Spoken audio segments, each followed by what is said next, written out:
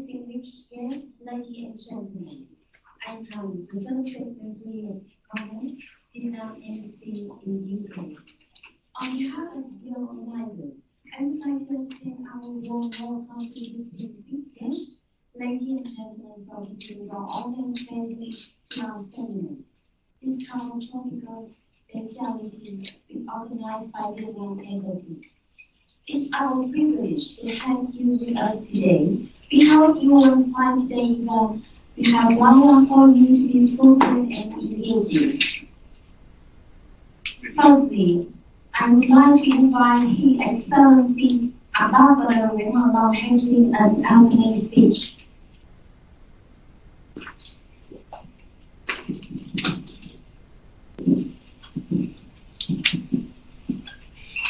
Morning. Good morning. Welcome to my humble home, Embassy Vietnam, London. A very small place, but a beautiful area. And I hope that you can enjoy. Today's event is very special. And we're back after a long time social distancing, lockdown, meeting virtually. Today, I'm very happy to see you all in person in my embassy. First of all, I'd like to say thanks to my very close friend Jan Gibbons, CEO of the UK ASEAN Business Council, and his wonderful team. And I'd like to thank the co-organizers of this event, together with the Trade Office of Vietnam in London, Mr. George Garden, that I have had the occasion to talk with. I'd like to thank all distinguished guests present here today. Among them, I recognize some very familiar faces because we have had a wonderful reception last Monday, celebrating the National Day, and where I had the occasion to meet all of you after also a long time. So, very quickly, the reason of the meeting today is that we want to enhance Vietnam-UK relation on a very particular field. It's about cultural commerce. We all know that Vietnam and the UK has signed free trade agreement last December. We know that the agreement has come into effect in the last May. We know that the two governments are expecting to have a big and huge jump in bilateral trade volume. And from Vietnamese side, we see agricultural products as one of the most potential sector, where the two sides can do a lot. And therefore, we want to organize this very long-term focused on the agricultural products. Vietnam is an agricultural country, basically. What we do and want to do for the next decade is to industrialize our country, but based also on our agriculture. We are, for years, #1 exporter of many agricultural products. But now, what we want to focus is not on the quantity, it's on the quality. It's not on the quantity, but it's on the valuation. It's not on the quantity, but it's on the brand. We want to build our brand, a new brand for agricultural product in Vietnam. And in order to do that, we need friends. We need UK friends. Why? Because you are the best in a position to help us to build our strength, to build our brand, to build our export. We don't want to do it alone. We need friends. That's why we want UKVC to do that. Mr. John Garden of Seattle, the other Ms. Angao or other representative of the UK companies here in Beijing. So we have great potential. I want to explain it to you because I'm not an expert in the field. You are more expert than me. But what I want to do is, as a government of Vietnam, we are doing our utmost to help the agricultural sector in Vietnam to grow and to do better business with the UK.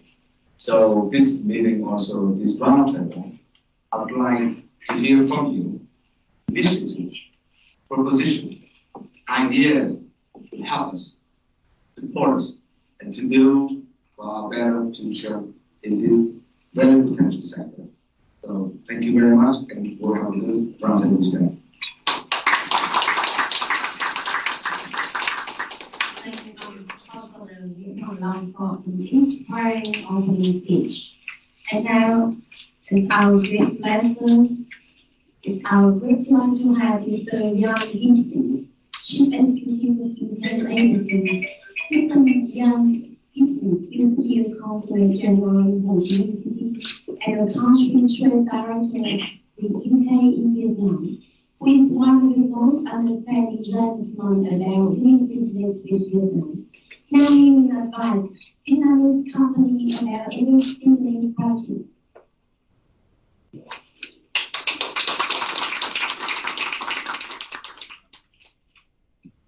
Good morning, everybody. Nice intro. Thank you very much. It's always down after that. But first of all, I want to acknowledge Ambassador Long, who I have to say is one of the most effective ambassadors I have ever had the pleasure to work alongside. And I am not just saying that because I am here. I had the pleasure of working alongside the ambassador in Vietnam for 4.5 years, pretty much, until almost 12 months ago. And I can't remember just how many times he helped me out. I think he helped me out much more than I helped him on a number of different areas. But I say that mainly as well because what I really want to talk about is about partnership and collaboration, because I think the simple mistakes that people make is to underestimate how difficult life can be. Now, we know life is very difficult with the pandemic, but if we put that to one side just for this morning, in the privilege and pleasure that I had working for the British government overseas for many, many years, where things worked well was when people actually took the time, trouble and effort to understand their products, the market that they wanted to get into, but importantly, why they wanted to actually export. Because I think we're all guilty of this sometimes. We think everyone should export because it's the right thing to do. So I disagree with that. I don't think everyone should export. I think you should export as a company if it's the right thing for you to do as an individual and as a company. It might be that now is a good time to do that. It may be better to delay it by a year. It may be better to delay it by 5 years, because put the research in and you get the benefits out. I think it's also important to flag that no single company will ever be successful just by trying to do it alone. There's a huge array of business organizations and governments of both sides that can actually help you as you develop your plans. So if you're Vietnamese looking to export into the United Kingdom, so I suppose I would say this anyway, I would talk to the new me in Vietnam. I would talk to my old team. I would talk to the British Chamber in both Hanoi and Ho Chi Minh City. And then I would talk to the wonderful embassy team here. And I would do all of this, and then I'd probably start and do it again before I even thought about how am I going to get my products into market. I would make sure that I left no stone unturned in terms of how I thought about doing business.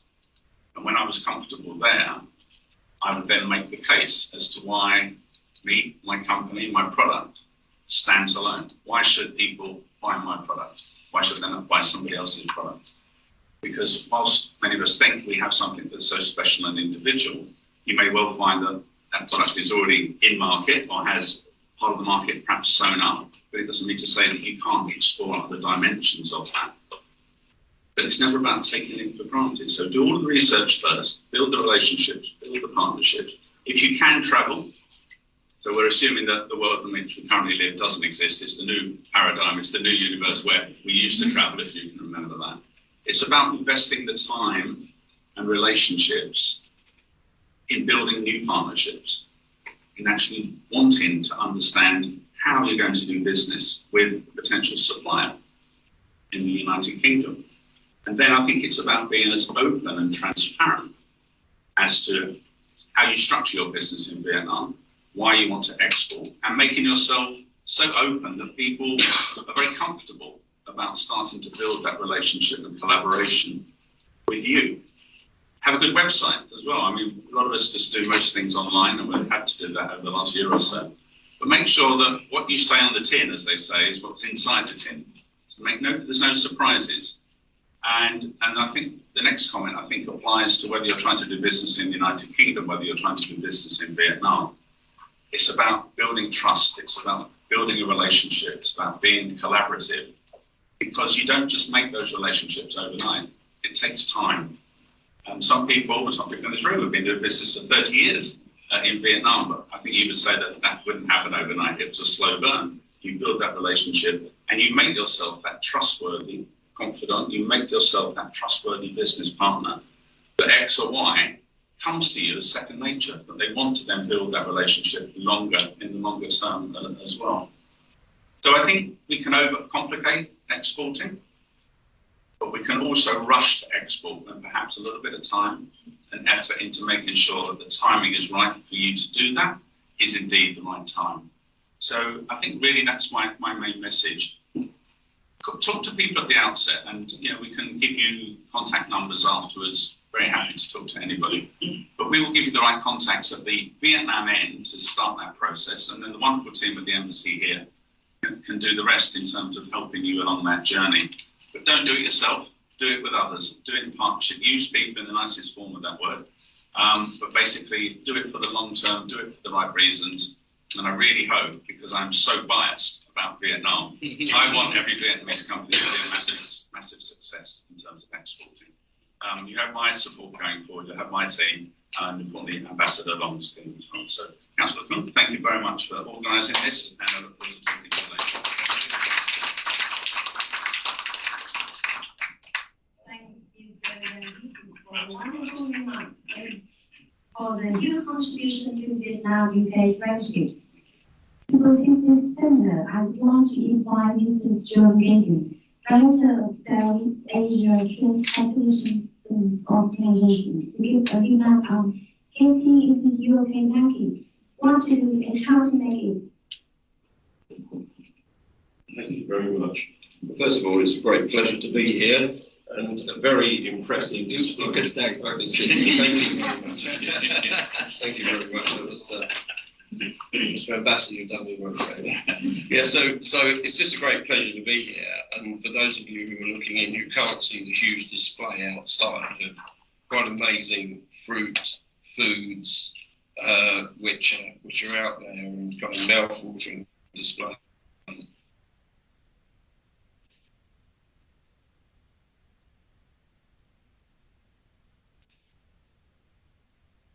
Of which Vietnam can bring in. And the fact is that, the UK is the second biggest economy in Europe. It's got 68 million potential consumers. It is a very diverse economy. It has already, people will try new foods, if you look down any town's high street here, you will see restaurants from all over the world.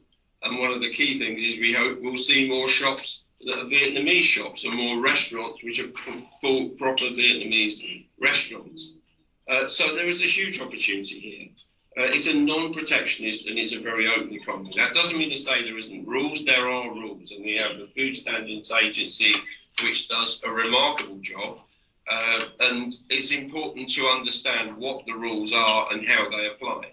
But there's a lot of support given for that online for the agency, and also the agency will help people personally as well, requesting papers and give them the standards that they have to meet. So I looked up how much food actually this country imports, and it's the order of £48 billion a year. Now that probably explains why there are more waistlines in this country, which are a little bit bigger than they should be. But this is a huge amount of products which comes in, and it comes in from more than 100 countries around the world. Now what that means is this is a very competitive market, but it's certainly one which is open, very open, and one that can be absolutely customers for Vietnamese companies. So you know, it's large amounts of money which are available. And when we talk about, well, what are the expectations of UK businesses and buyers in UK consumers? Well, the word value is something which I bring to mind. That does not mean the cheapest.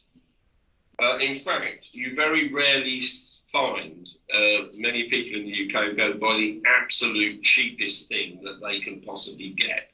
If you look around the roads in London, very few people go and buy the very cheapest motor vehicle. They tend to be premium priced products. Now, provided you're in a position to provide those, but value is important. To understand where you are on the value chain against your competitors is a critical factor. Quality products is really key, you know, to match the quality, to match the market requirement, and be very careful to understand the market requirement. So a market requirement from Fortnum and Mason's could be different from a market requirement from, I don't know, I'm not going to say a company, but Bill Smith's of Dagenham, for example. You know, there's a difference. And if you understand what those are, then you're going to be far more successful bringing your products into the right people. Quality support and customer care is absolutely essential. The last thing people want to, I mean, I've lived the other side of this coin where you sign an agreement and you've got services coming in from an overseas country, and clearly there are time differences and all of these things. But when you just can't get in touch with people, it's amazingly frustrating. You know, and that's, so being accessible and being and having a customer service structure or infrastructure in place is very, very important as well, along with kind of on-time delivery. And, you know, you must remember, many of the big companies or larger companies, in fact, many of the companies you will be dealing with, you know, they end up getting 10,000 emails a week or a day sometimes. I mean, their inboxes are full. So it's important to establish a relationship, and there's some innovative ways of going to do that. One of the things is that the profile of Vietnam in the UK is not as high as it should be. You know, there's not been the traditional links, and many people say that's a huge advantage because then, you know, with many of the other countries, the UK has made a few errors in relationships in the past, and with Vietnam we've got a clean slate. So there we go, virtually a clean slate. Anyway. Accessible and responsive. So being responsive, and that means being proactive. And I don't really like that word, but it means coming forward with ideas. And if you can come forward with ideas, you know, your counterparties in those distribution networks will absolutely take that on, because they've got their market challenges. And if you can come forward with ideas of how to present the products, how to leverage a brand that you've got to differentiate what they have, they will be very receptive to those. It's important that there's been a huge wave going through not just the UK and Europe, but really moving around the world in terms of companies that get investment now are measured on their ESG rating, yeah? Environmental, social and governance ratings. And investors will not put money into these companies. So, you know, if Unilever's ESG rating isn't up to a certain mark, it will lose potential investors. Now that means, ironically enough, for smaller companies, they have even medium-sized companies that includes their supply chain. Now, having spoken to a large number of companies in Vietnam, and lots of Zoom calls, until such times I can go out there myself. And I mean, you know, my colleague Anne has lived and very experienced out there. Well, what we've found is that there is a huge awareness of the environment. There is a huge awareness of, you know, supporting local social structures, you know, helping people locally. So all of this all these are great differentiators to bring to the fore. It's not just the product. The whole proposition is around the product, but it's around the company as well. And clearly proper governance is important as well. People want to know who they're dealing with. So I'd say, you know, professional engagement and account management when you've got the relationship, and a partnership with them that can help them innovate and develop along with your business, because that's what will take you forward. So what I'd say is we specifically work with Vietnamese businesses that want to export to the UK and build collaborations. But it's very refreshing to see, excuse me, there's a lot of very positive attitude and people are open to learning. Now, I'm not saying that with the food industry there are standards to meet and there are processes to go through. I've just been talking to a lady who spent many years in the spice industry and she's got through all her accreditations and everything else. And that is no mean feat. But it can be done, and it's then got a very profitable way forward. So I would leave you with the thoughts of, I would totally agree with what Ian said, that exporting is not for everybody, and it's not a half-hearted commitment. It should be a firm part of your business strategy, whatever size of company you are, right? And if you have that as a firm part of your business strategy, then you can make a success of it. So I'm looking forward to seeing or working with many very successful companies in the coming years. Thank you very much. Thank you, Mr. Joe, for helpful remarks. Ladies and gentlemen, we all know that UK market is a high-end market, which Vietnamese exporters need to listen the requirement and standard thoroughly. Today, we have honored to have Ms. Erica Conson, Regional Head of Sector Marketing, EMEA Food and Retail for British Standard Institute, to state about the UK standard and requirement for agricultural products. Thank you. I'm going to turn this around and see if I don't break anything.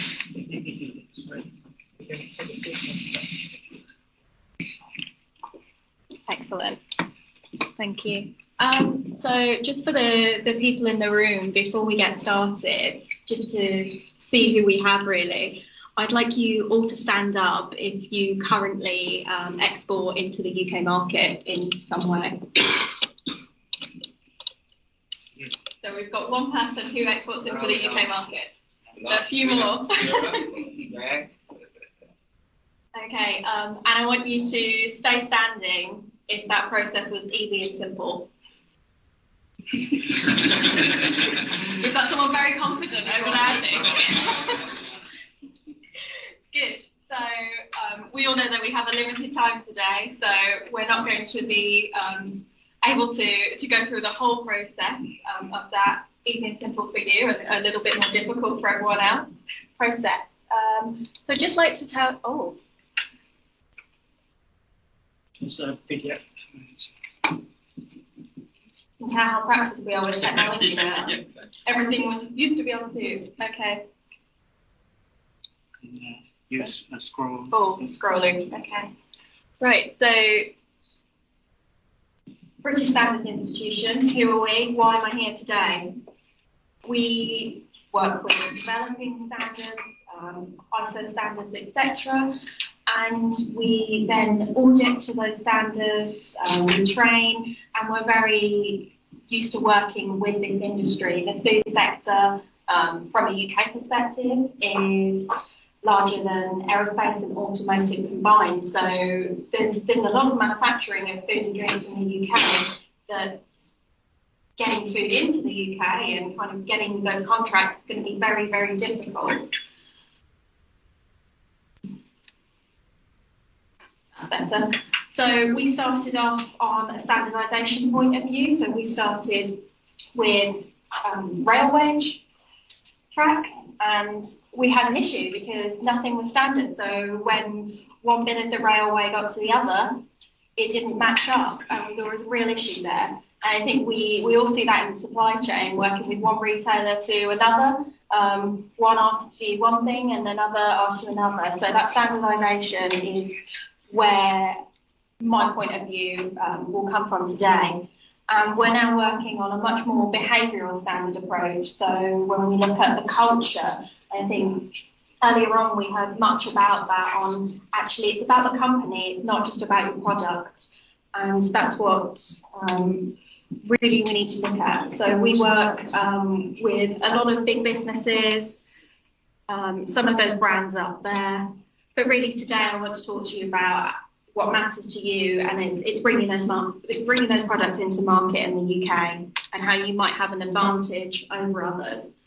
So I've done this many times with Mr. James Murray about things like they wheel us out every now and then at various events, but it really is the same message, whether you're coming from Vietnam, whether you're coming from Pakistan, or whether you're coming from any other country in the world. It's why are you unique and how can you prove that? There are some requirements that you might need to meet if you're providing into a retailer. So if they're putting their brand on your product, then they have to have faith and trust. And I think that trust theme is being echoed around the table already.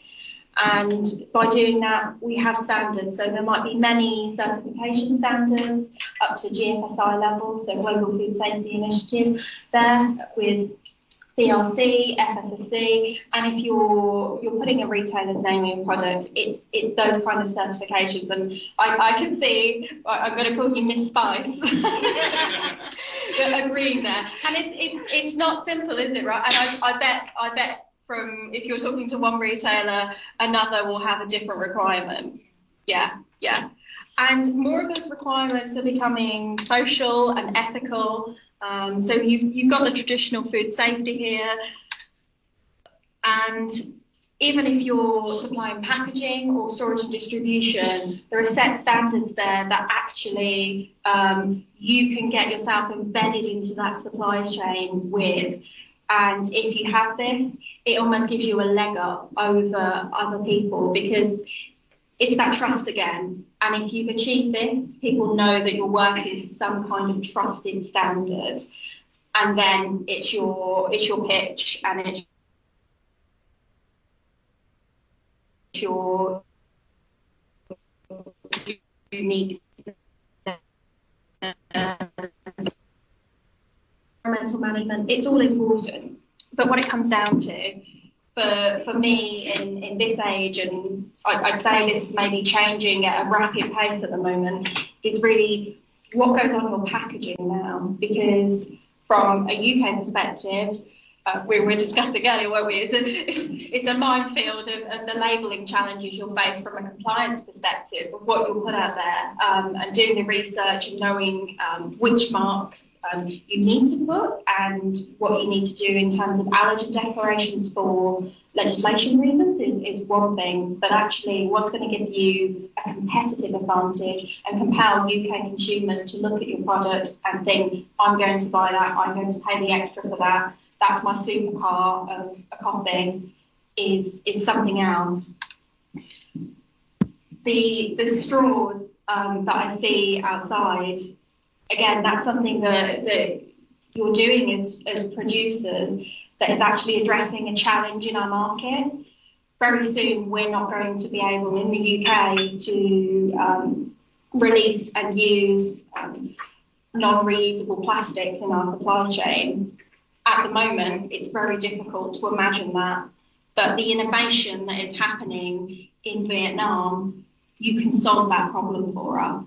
And if you can solve a problem, then talking about the right time and the right product and the right place, you know, the core of marketing for those of us in the room, that's really going to make a difference.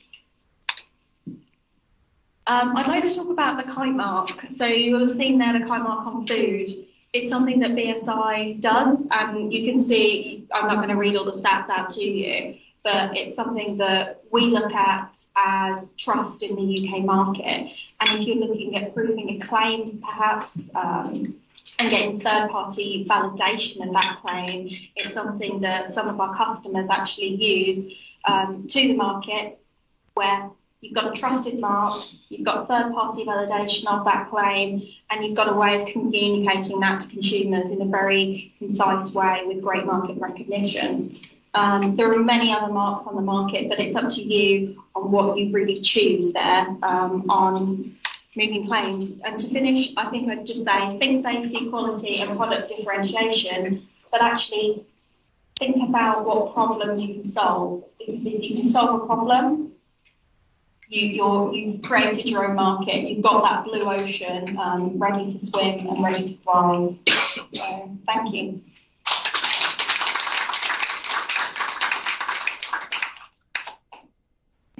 With Erica Constantine encouraging presentation, there please us allow to invite Mr. J. Nguyen, International Sales Director of Motor Group, to introduce London IAT, a matching point for food and drink business. Thank you very much, and good morning, everyone. As Ryan said, my name is James Murray. I'm the International Sales Director for an organisation called Montgomery, and just hoping that the presentation is going to come up in a second. But Your Excellency, thank you for inviting me to speak today. It's been a pleasure to work with Quang and his team, and really appreciate the opportunity not only to meet all of you in the room today, but also I think 100 plus people and companies who have joined us live. Is it okay to stand here and do the presentation? Will that work? Yes. You have to use the computer, right? No problem. Stay there. That's fine. Okay, thank you. Yeah, just very briefly, and I will be very brief, because if I'm honest with you, this is more about me promoting what we do rather than really adding value. But I think the two, certainly what we have to offer goes hand in hand with really growing exports. I think I'm privileged enough to know to be able to sort of travel the world and go to quite a lot of international food and drink shows.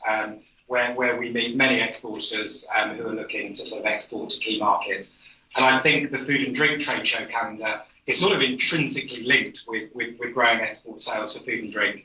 Food and drink is very much about taste, it's about smell. And from my experience, it's an industry where people like to meet face to face, they like to do business face to face.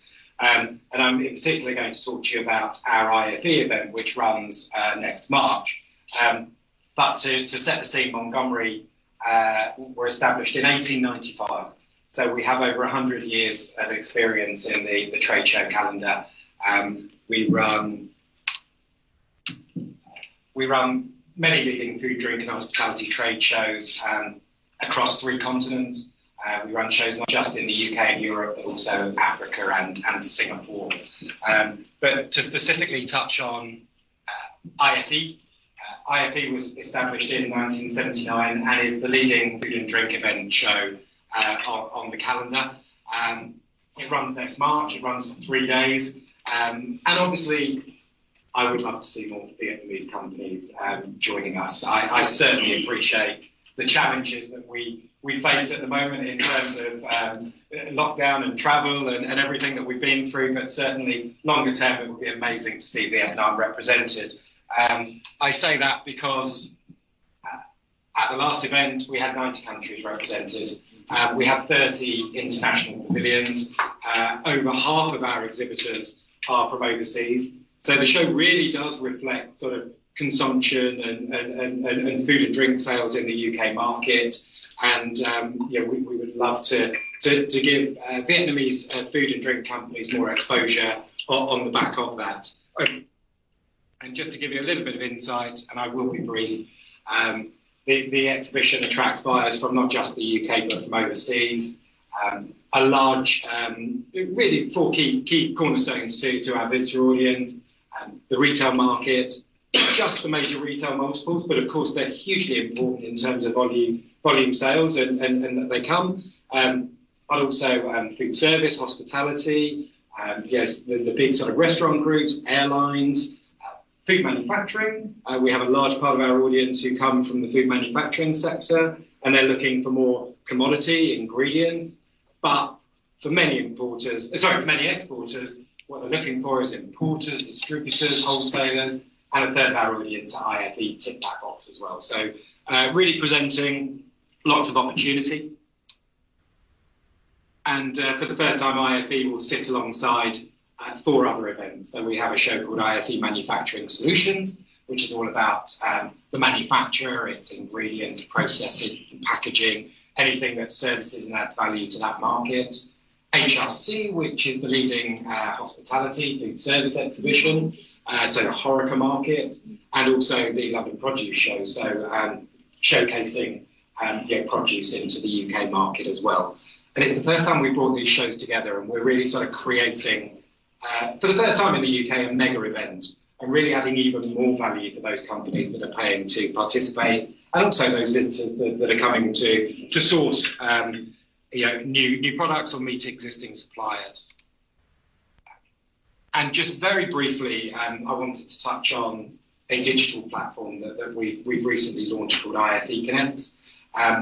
As you can imagine, with everything that's happened, we went 18 months without running an event. I'm delighted to say that 2 weeks ago, we held our first show, well, the first major food and drink show in the UK, Speciality and Fine Food Fair. It was a resounding success. I'd like to think that Mr. Going will vouch for that. He came along and saw what we were doing. But of course, we had 18 months where we needed to rethink what we did as a business and how we added value to our community of food and drink professionals. And we developed IFE Connects. And IFE Connects isn't a replacement trade show.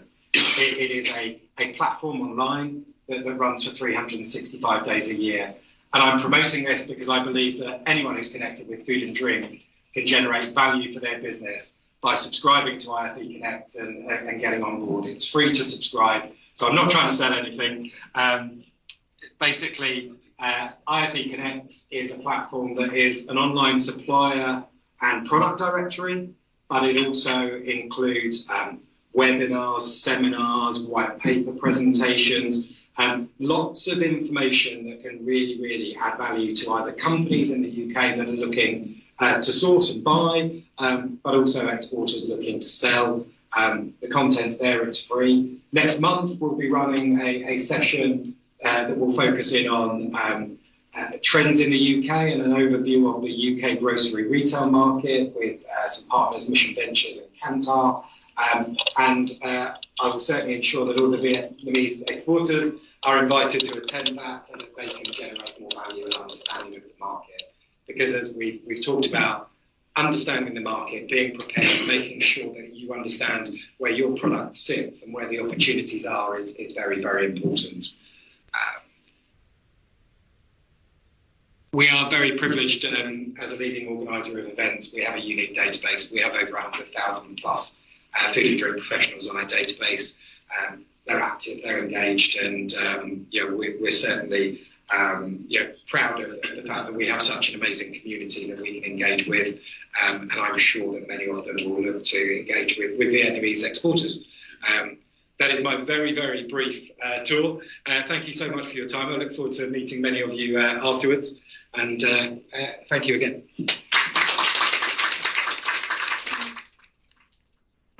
For helpful introduction. And now we will soon come to the presentation section. A video clip of global gap, farming of Vietnam, food processing and food packaging.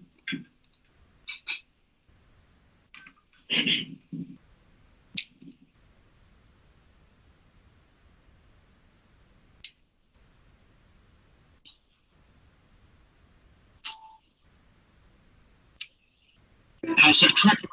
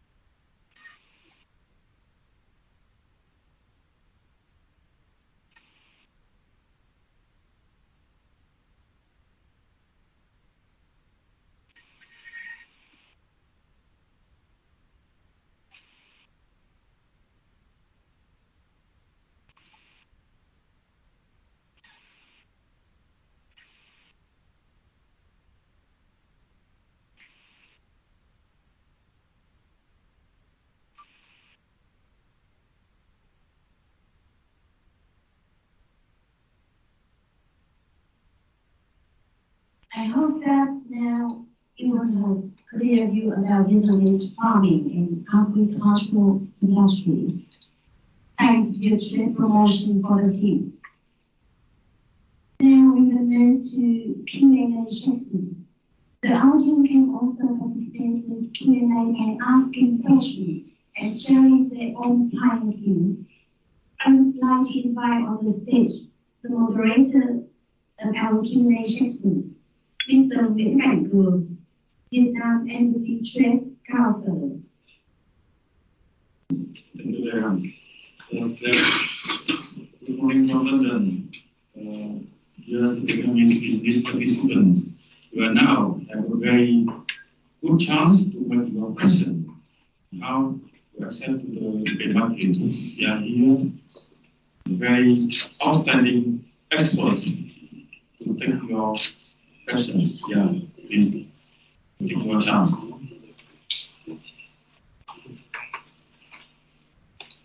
If you like to raise questions,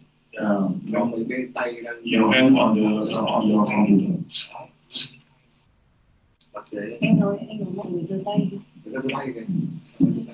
I see one hand just goes up.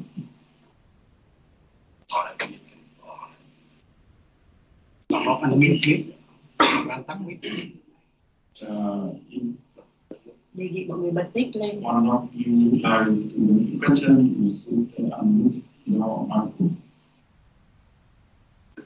Muốn đặt câu hỏi thì kỹ thuật bên này sẽ hỗ trợ các bạn.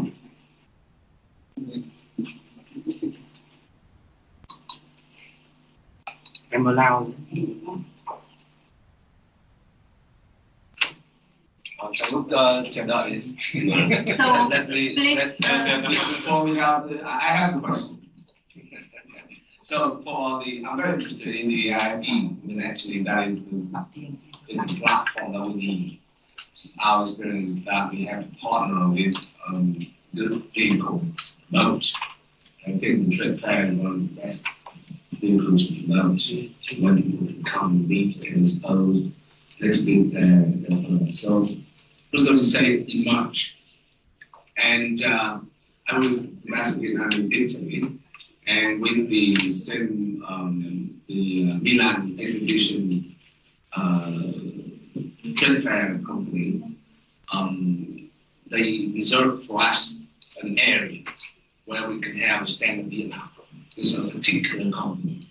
But we want to have a stand where we can have government agencies, embassies to promote and to allow also some really small companies to participate, not only the big one.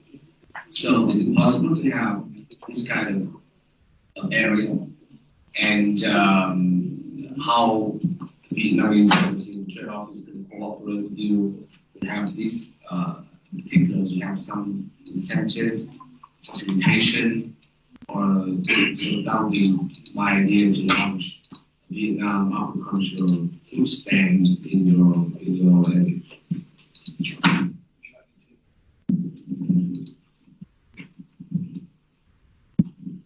Thank you, Your Excellency, and for your kind words. I think IFB actually has become a really impressive platform for country promotion. And that doesn't just mean a generic stand for Vietnam. It can incorporate a lot of producers and exporters, and it can sort of take any shape or form. So it can start at a very small, humble stand that is managed by the embassy, and it's almost a showcase of products, and go up to something significant whereby you have individual booths for each of the individual producers who want to be involved. And to be honest with you, from sort of the rental of the space through to the stand construction, we can support and help on that. The one thing I know is that one of the first things that buyers, importers, distributors ask us when they come to a show like IFB is what's new. And I think at Vietnam there, in whatever presence, I'm just looking forward to saying, Vietnam, you've got to go and see that stand, you've got to go and see those products. and you've got to understand more about not only the product but the strategy and direction that Vietnam is going in. Because from your words earlier, I absolutely endorse what you're saying. It's about brand, it's about value add.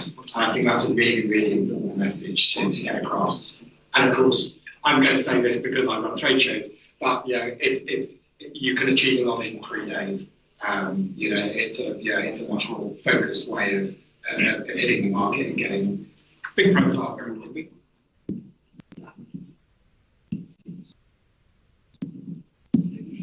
Rồi các doanh nghiệp Việt Nam đặt câu hỏi. Now you're trying to make your questions.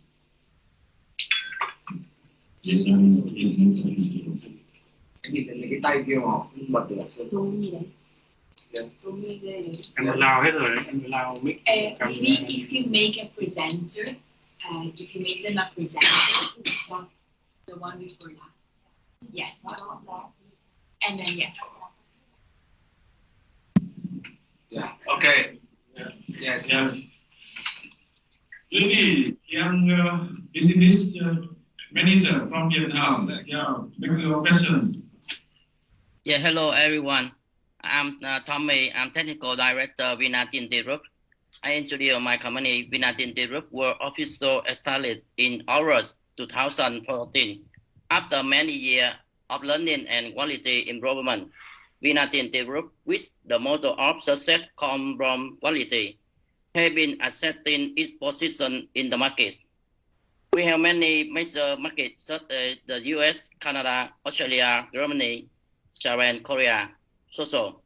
Pottery have international standard ISO, HACCP, low gas, and FDA cost, and the farm have a big gas standard and low gas standard. We would like to one question. What certificates and documents do you need to export to Europe?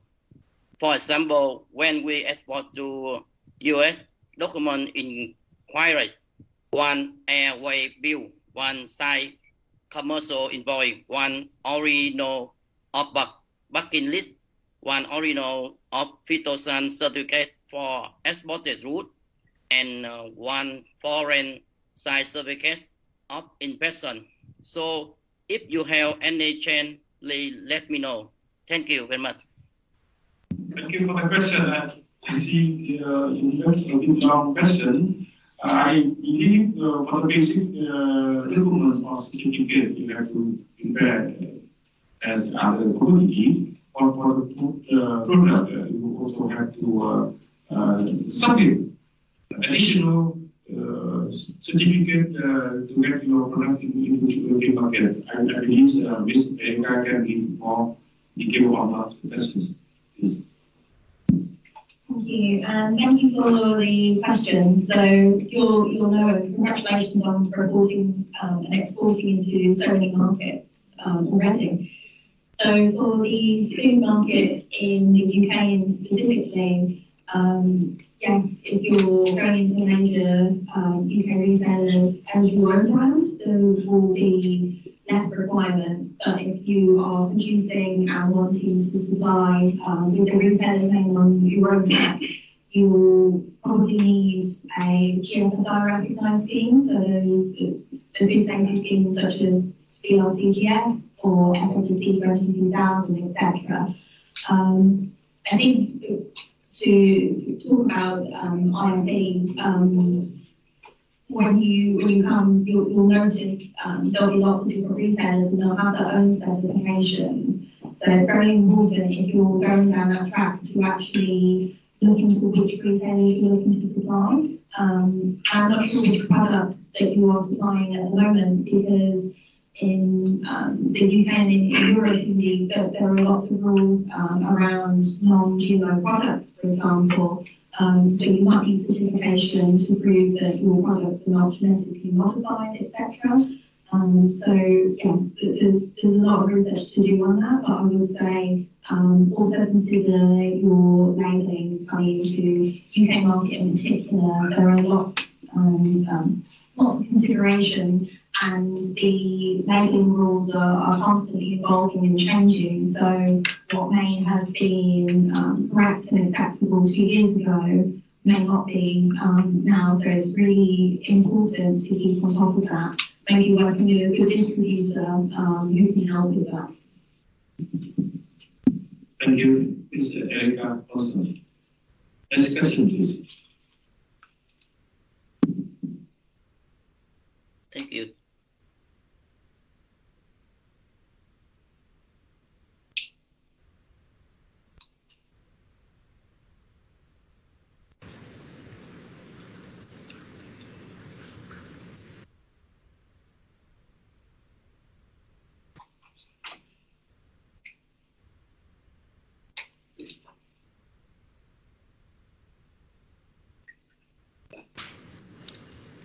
Okay, greeting everyone. Okay, so I will keep it short. I come from Minh Coffee, and now it's Minh Group. We have been like a big exporter of Arabica bean from Vietnam, and since 2000, we had always promote and like strengthen the value of Vietnamese coffee bean in the international market, and now we are a regular partner of a big coffee group like Newman and Marubeni from Japan. So through the 20-year journey, we have truly understood the importance of sustainable development, and now with the concept of circular economies in EU, has become a fundamental strategic direction for us, and now all our product is, I can say, pilot. We made for that.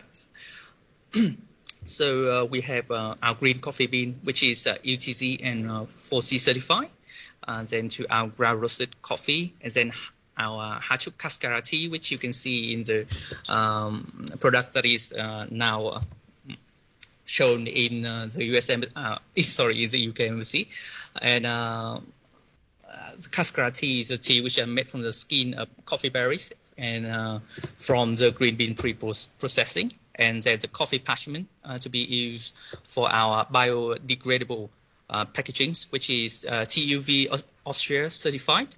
And then the leftover starch and residue is used to make a micro-organic fertilizer for farming. So nothing is wasted and everything is used. So with that said, I would like to ask some questions upon the potential of exporting these products into the UK market. Like for tea and coffee product, which certification is, how can I say, beneficial for us to that we encourage to export to the UK as a retail product. Mr. William, I believe you are in a very good position to take that question, please. Yes, hello. Thanks for your question. I really don't know much about coffee business, but I've been exporting. The main hurdle for us has been the pesticide testing requirements in the EU, and that has reduced the allowable limits have reduced significantly over the last 20 years, and we're finding some of the Vietnamese production is breaching those limits. So that has been a big hurdle for us in the EU to sell products. But if you have your own control and sustainability, etc., and your own plantation, then I think that's a hurdle you can overcome. Of course, everything is quality driven, really. So from my understanding, your products have got high quality, and I think that is something the UK market is looking for. I think it's been mentioned before today that it's not just about price of product, it's about quality. Vietnam has become fantastic in recent years in value added. In the early days, it was literally about agricultural products, mass packed, and getting it to the UK and Europe at the best price. And they were used often as fillers so price reducers for blenders in Europe. I think now Vietnam has got its own identity for quality. It's not general throughout the country, but companies like yours, I'm sure, can really focus on quality and deliver something that maybe others can't do for such a keen price. We have focused on that over a number of years and find that if we can just deliver a quality that is above our competitors, we can probably do so at a reasonable price as well. And that's where you have to focus your efforts, I believe. But the hurdle, from an agricultural point of view, the hurdle really is about,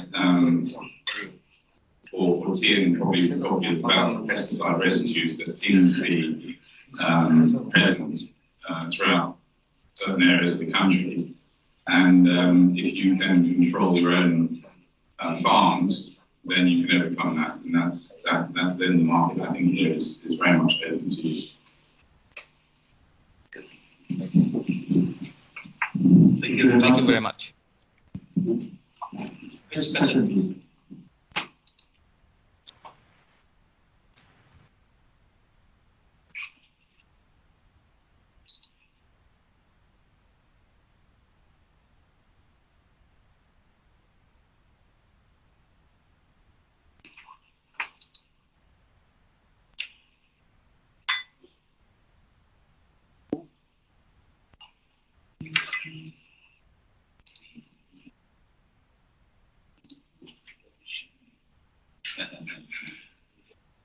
Actually, normally you need a very good coordinator to have encourage people to have a question and they.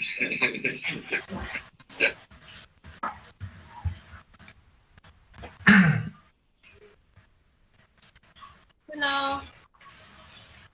Can you hear me well? Yeah. Thank you. Thank you for having us, and we're from Vietnam. Our company name is Tây Bắc Seafood Agriculture Joint Stock Company, and our office is in Hanoi, Vietnam.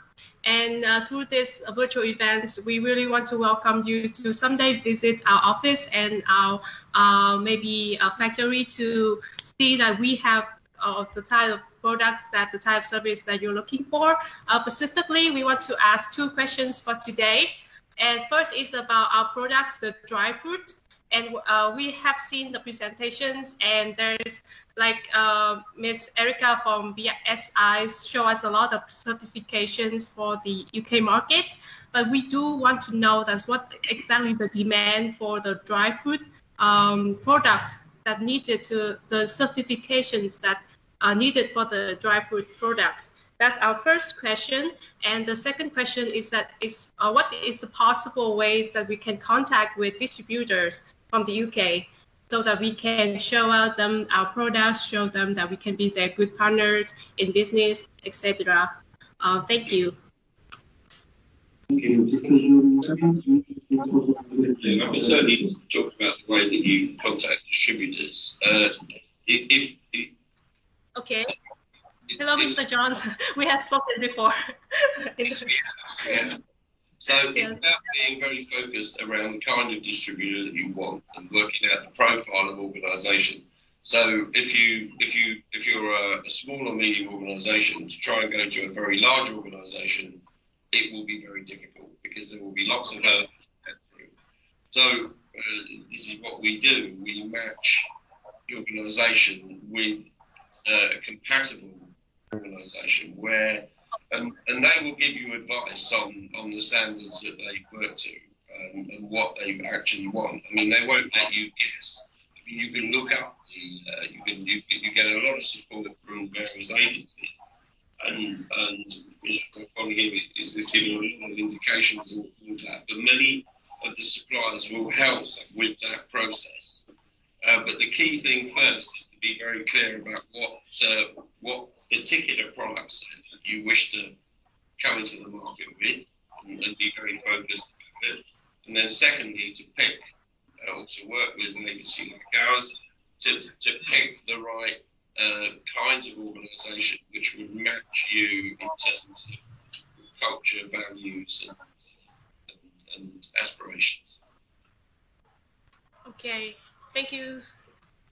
The second question, please, about the certification for the safety and food qualities. We're really interested in that aspect as well. What kind of certification? Yes. Certification, I think dry for dry food or food, really coming into the UK, you need to prove that quality. So going beyond have the ability of the standards is not just from there. But I'd say specifically to demand in the UK market, and echo what we discussed today, and really looking for that quality. Looking for a sustainable option. Yeah. Looking for a sustainable option, looking for a niche in the market, and actually looking beyond food. So we have a thriving hospitality sector in the UK, and that market is wide open to. It's very competitive. Unfortunately, a lot of our hospitality fail. So people in hospitality are always looking to actually provide a different service, to provide different foods, different drinks, and separate themselves from their competition so that they can thrive. So if you can work with those businesses to provide them with something that they can show to their customers that is different, then you will be able to develop a good relationship from that perspective. Thank you very much. Any questions, please? Oh my God. Thank you. Thank you very much.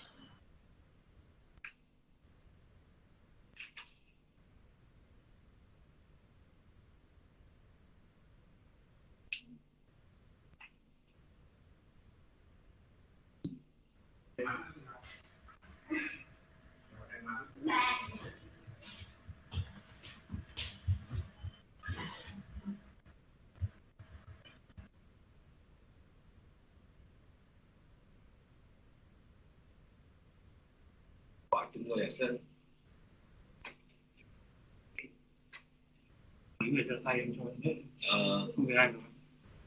Chắc là the Anh same question. anh mời. Mời các doanh nghiệp Việt Nam tiếp tục đặt câu hỏi ạ. Tôi thấy hiện nay có 4 người đang giơ tay. Các bạn đặt câu hỏi nhanh được. Đến giờ. Mẹ thấy Han Khi Bách giơ tay, Chàng ơi. Han Khi Bách giơ tay bây giờ không thấy được. Thôi gọi anh được. Cho hết lên. Hết rồi hả? Okay. Vừa được thời gian để anh giữ. Nếu các doanh nghiệp muốn đặt câu hỏi nữa mà chưa sẵn sàng thì đề nghị gửi cho chị Hàng với Hàng sẽ cho câu hỏi và sẽ phối hợp cùng với các chuyên gia ở đây trả lời bằng email sau. Cảm ơn. Thank you very much. For question from Vietnamese business participant. Thank you very much for the answer from expert. I would like to now to say a few words to this business participant here today. Let's come to Vietnam. We discover a beautiful country, an amazing economy, a lot of tropical facility, plenty of young business managers, and friendly, hardworking farmers willing to work with you. My dear colleagues and farming operator from Vietnam, thank you very much for your efforts to send your suppliers to London and taking part in this event online. What you should do now is making a professional business plan to bring your products to the UK. Local Vietnamese and British business here may call you after this event to see what you can supply and how you can meet British standards. The UK market is open, but you have to get this done that would meet expectations of British distributors and consumers. During it, local marketing expert and partner to do so. Mr. Titan, one of executive of the Vietnamese Business Association in the Ukraine, Ms. Anna Callis, Secretary General of Vietnamese Association in the Ukraine, Mr. Zhu Kakin, Director of Southeast Asian Trade Facilitation Organization, and Mr. Titan, Director of TNT Interiors Ltd. I'm all here to support you. I'm more than happy to support you all too. Thank you very much for your time and attention. Thank you, Vietnam Trade Promotion Agency, particularly Mr. Nguyen. Thank you, Mr. Yang Ibons, Veronica Tech, Mr. Zimurace, Ms. Erika Coulson. I'm now Callis. Thank you, Longland Supermarket. Thank you, Titan. And lastly, but not least, thank you, Ambassador Hanlon. And Embassy Police for giving me and giving your own support.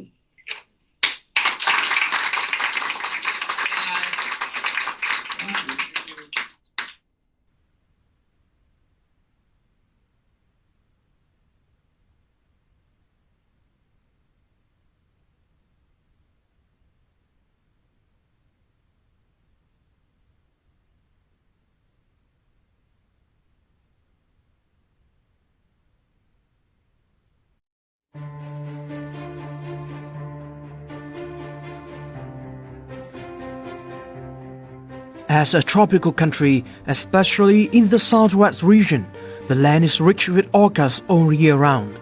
Vietnam owns a variety of specialty fruits with outstanding quality and high large commodity, with other than 1 million hectares of fruit trees of all kinds.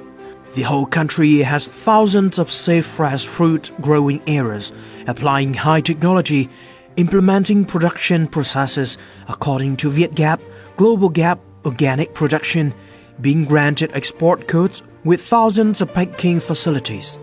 Many provinces across the country have established concentrated fruit growing areas for large outputs such as Bình Thuận, Đồng Tháp, Sơn La, Bắc Giang, Hải Dương, Đắk Lắk, and so on. The majority of the most popular fruits of Vietnam, such as star apple, longan, lychee, pomelo, durian, rambutan, grapefruit, pineapple, dragon fruit, mango, avocado, banana, passion fruit, and etc. have abundant supplied and been exported to many countries around the world. Vietnamese dragon fruit has been identified as the world's best among the world's dragon fruit exporters. In addition, other delicious fruits such as mango, lychee, passion fruit, and so on are in especially high quality with very competitive price, which have made Vietnamese fruit become never ever more attractive in the foreign importers' eyes. The main fruit importer countries from Vietnam are the United States, Europe, China, Japan, Australia, Russia, and some others in Southeast Asia. Vietnam has been participating in many new generation free trade agreements such as EVFTA, UKVFTA, CPTPP in recent years, giving Vietnamese fruit a rare opportunity to gain more advantages in export thanks to the tax cuts. In Japan, many fruits from Vietnam are highly appreciated by this market, such as mango, dragon fruit, lychee, durian. The demand of the Japanese market for these fresh fruits from Vietnam is always quite large, and the Vietnamese export enterprises always strive to meet the needs of this high-end consumer market. Over the past time, many Japanese projects have effectively supported Vietnam's fruit industry in developing the supply value chain, upgrading infrastructure, and promoting investment. The US market is one of the key markets for Vietnamese fruit. Mango, longan, lychee, dragon fruit, rambutan, star apple are consumed in large quantities in the United States thanks to the diversity and openness in American culture that always urges consumers want to experience new products, open up opportunities for fruit and specialties from the tropical land of Vietnam. The European market is now open to import many kinds of Vietnamese fruits, especially since the EVFTA and UK VIETRADE came into effect. European consumers are increasingly interested in new fruit flavors. Therefore, the value of typical tropical fruits like Vietnam's when brought to the European market is bigger than in other regions. In the UK, since the UK VIETRADE took effect on January 1st, 2021, more than 94% of the total 547 tax lines on vegetables and fruit products exported to the UK have reduced to 0%. Many fruit products are Vietnam's strengths, such as lychee, longan, rambutan, dragon fruit, pineapple, melon, and so on, thereby having more advantages in the market access to the UK in the context of tropical fruits originating from other countries do not have FTAs with the UK. Vietnam's fruit exporters have had a lot of experience in exporting successfully to many fastidious markets and have always received the companion and support from many government organizations as well as agencies, especially the Ministry of Industry and Trade, to create favorable conditions, support to connect customers, and to penetrate the foreign markets. With the continuous development of safe growing areas, investment in fresh fruit quality, and the development of the variety of processed fruit products, the new generation of Vietnamese fruits will have great breakthroughs in the coming time and is a key commodity in the export of Vietnamese agricultural products.